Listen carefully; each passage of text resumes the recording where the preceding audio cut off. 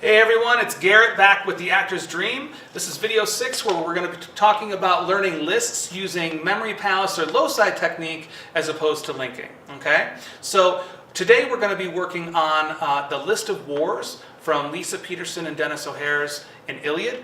Now anyone familiar with that play knows that I want to say there's 140 or 150 wars in that long list that the poet recites near the end of the play.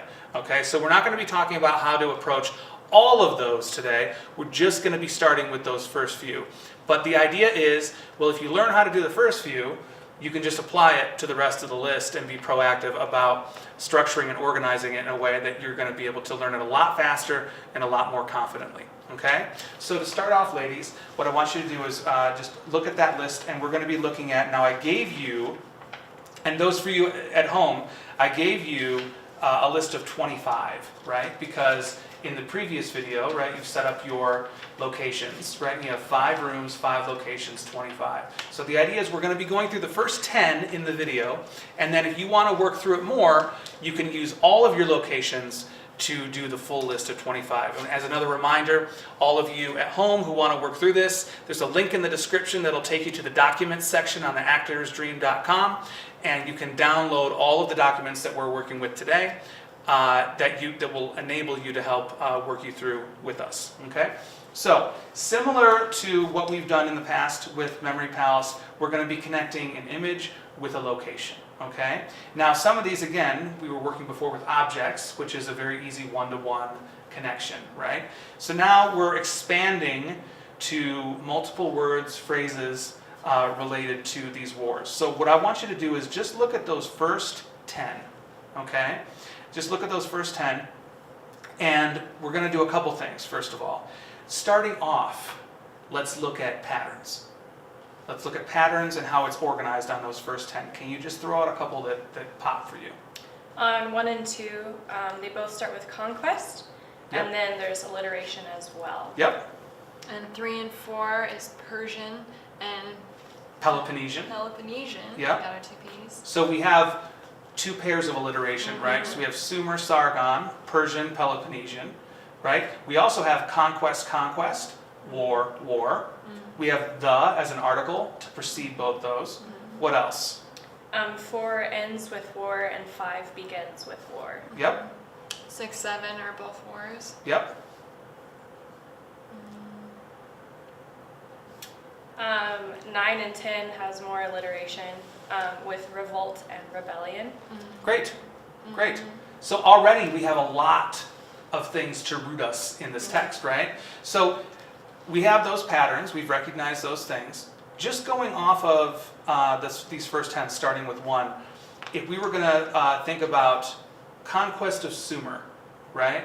Now the thing to remember here is you're not overworking yourself and getting in the weeds of, okay, think of an image for conquest and an image for Sumer, and then, no, right? So what is going to be the thing that's going to pop? Well, Sumer is the important thing there because you know it's conquest, and you know that conquest comes in the next thing. So you don't have to create an image for that because you know it's already there. So if you were going to think of Sumer, remember we talked about, well, is there something that rhymes? Is there a keyword? Is there an association? Now, if you have an association with the conquest of Sumer, good on you. Oh yeah, I was there. I remember it well. But most of us won't, right? So thinking of, okay, is there a similar sounding word, or is there a rhyme or something that could root that for you for Sumer? Does anything pop for you? I think of the word summer. Sumer, summer, right? Okay, great. There's a close substitution there. Anything else? Humor. Humor. Okay. What about sumo wrestler? Sumer, sumo, right? Summer, Yeah. humor, right? So any of those things, that's basically what you're going to be doing, right? If you have an association, great. But if you don't, you can go to that substitution or similar sounding or rhyme structure to create something that's going to root it for you. What about Sargon? No, Miss Saigon. Okay. Miss Saigon, the musical, yeah? I think of sarong. Oh, okay, Yeah. sure. So any of those kind of things, right? What about Persian War? Beards. Okay. Or a Persian cat, Oh, there you go. Yeah. right? What about Peloponnesian? Now that's a hard one, right? To think of something. I think Is there an aspect, here's the other thing that you can do. Is there an aspect of the word, even a syllable of the word, that pops for you that could create some sort of word? I see Penelope, the name, and Parisian. Okay, or even Penelope, if you had a Penelope, like that might, okay, I know that's connected to Peloponnesian, right? Now for me, and again, this is an involved thing because I'm crazy about this stuff, is Pele, the soccer star. If you know who that is, right, from the 70s, they don't know who it is. I'm old, I'm ancient. Hopefully some of you at home know who Pele was, Brazilian soccer star, on a pony, right? Peloponi, right? Pele on a pony. So again, you're all going to have your own way in there, right? For some of you, it's just, I got nothing. I'm just going to repeat the word and remember that it starts with P and it's Peloponnesian and it's connected to Persian. Okay, that works too, okay? So what you're going to do is, for the first 10, similarly go through the list, create those things, connect the first image, first location, second, just like we did in the intro videos, okay? Let's work our way through, since it's the first time we've done this, through a few more just to give some more examples for them at home and for you to really root yourself. War of Alexander the Great. Alexander the Great. Is there anything? Selfishly, my middle name's Alexandra. Yes, that's fine. Or do you know a person named Alexander? Okay, you can imagine that person, right? No one knows that's what you're thinking of. If that's what helps you, right? There was a film, Alexander, right? So you can imagine that. So for some of us, it might just be a great warrior, and you'll know that's Alexander, right? Alexander the Great, maybe he's huge, right? Punic. Does anything come to mind? Again, think of something that might rhyme. Like tunic. Tunic. Puny. Puny, right? Little war. Yes, it's great. Yeah, or yeah, it's a little war, right? Gallic. Galway is what I think of. Okay. Or what about like the gallbladder? That could be something. Garlic. Gallic, right? Exactly. So you get the idea. Caesar, you can imagine Little Caesars. You know what I mean? The Great Jewish Revolt. Can you imagine something?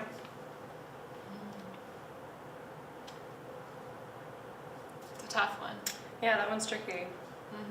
You could you think of, if you know what an Orthodox Jew, right? Or a cleric looks like riding into battle, right? Could you think of, and again, we get into these things where they're connected to race or they're connected to culture, right?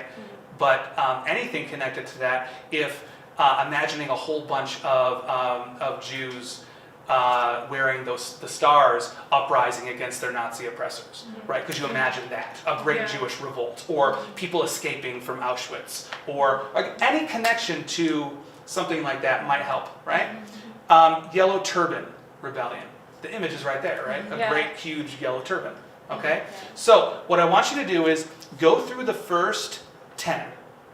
So you got, how many rooms is that going to take? 2 rooms, right? 5 locations in each. Do your best, connect those things.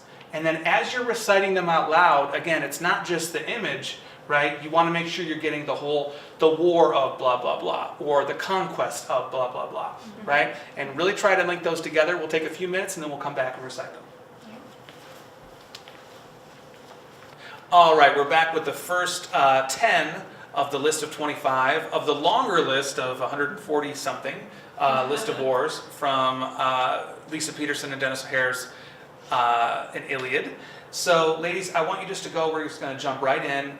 You go through the first 10, you go through the first 10, and we'll talk a little bit about the experience of learning it this way as opposed to the Shakespearean list with linking, okay? Just what your experience is with that, okay? But just to start out, give us your best shot, Hannah. All right. The conquest of Sumer, the conquest of Sargon, the Persian War, the Peloponnesian War, the War of Alexander the Great, the Punic War, the Gallic War, Caesar's invasion of Britain, the Great Jewish Revolt, and the Yellow Turban Rebellion. Great. So you got all 10. Now she added, if you were listening, you added the on several, right? So then it's just about, okay, go back with repetition, with intention. In the first 10, only the P's have the. So that's very easy to remember, right? So you can go through and probably the next time you wouldn't have those there, right? So again, intention, repetition, time, all of it is involved, okay? Great job. Deonza, go for it. The conquest of Sumer, the conquest of Sargon, the Persian War, the Peloponnesian War, Alexander the Great, the Punic War, Galaic War, Caesar's invasion of Britain, the Jewish revolts, Yellow Turban Revolution. Great. So a couple things, right? She substituted revolution for rebellion, right? So that's either just a reminder to yourself or, and we will talk about this little preview, I will be doing a whole video on this down the road for the entire list.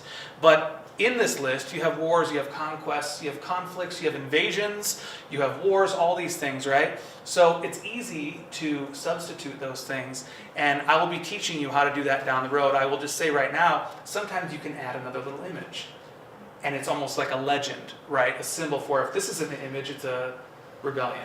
If this is in the image, it's a revolution, right? So, and we'll get to that down the road. But just for now, remind yourself, okay, that needs to be replaced. The other thing is just pronunciation, Galaic, Gallic, right? But again, if you have someone, this is where feedback comes in. If you're doing it alone, first of all, you're going to be making sure that you know how to pronounce those things. But also, most times you're going to be with a partner or with a director when you're rehearsing this thing, and they would remind you of those things, right?